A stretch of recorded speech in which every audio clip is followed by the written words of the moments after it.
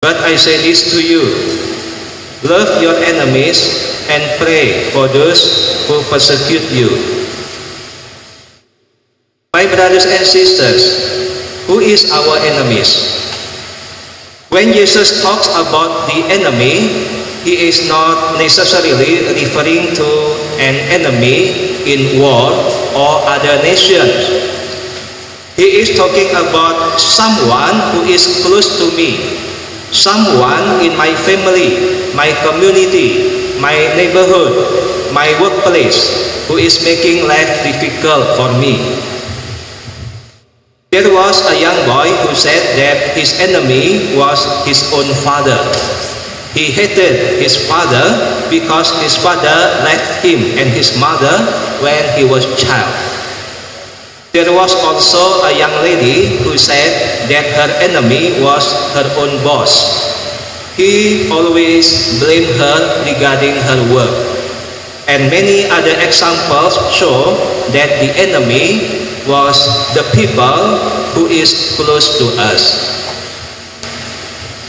My brothers and sisters, why we have to love our enemies? Because Jesus commanded us to do, even to pray for those who persecute us.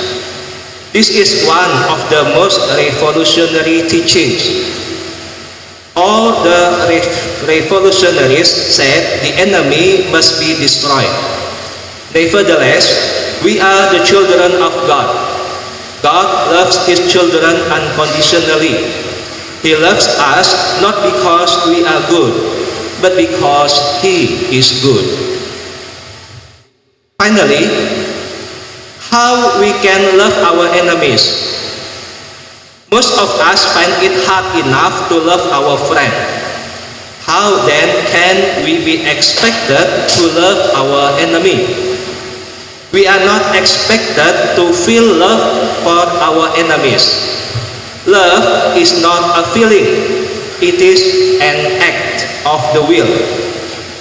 We can make a decision to love someone even though we do not have feelings to love for that person. In other words, we can decide we want to forgive or not. Jesus wants us to treat everyone, even our enemies and those who have hurt us, as God treats them with compassion, mercy, and patience. Only God can help us to love in the way Christ asks of us.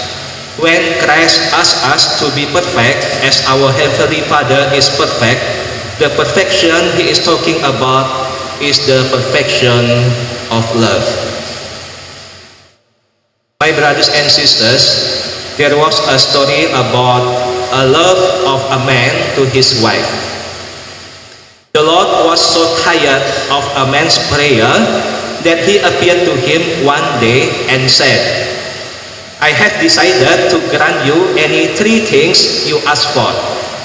After that, I shall give you nothing more. The man delightedly made his first petition at once.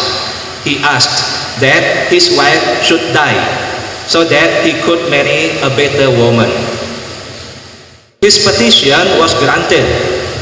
But when friends and relatives gathered in the funeral and began to recall all the good qualities of his wife, the man realized that he had been hasty.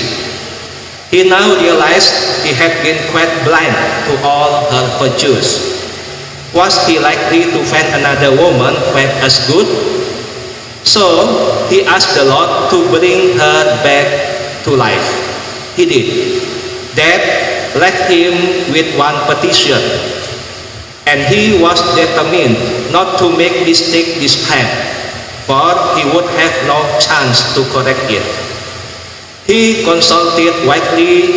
Some of his friends advised him to ask for immortality. But of what good was immortality, said others, if he had not have good health? And of what use was health if he had no money? And of what use was money if he had no friends? Years passed. He could not make up his mind what to ask for, life or health or wealth or power. Finally, he said to the Lord, "Please advise me on what to ask for." The Lord laughed when he saw the man's predicament and said, "Ask to be contented no matter what life brings you." My brothers and sisters, according to the recent psychological studies, shows that holding unforgiveness can lead to depression. It can fill us with resentment, make us cynical, and even affect our physical health. But people who practice forgiveness tend to be healthier and more at peace.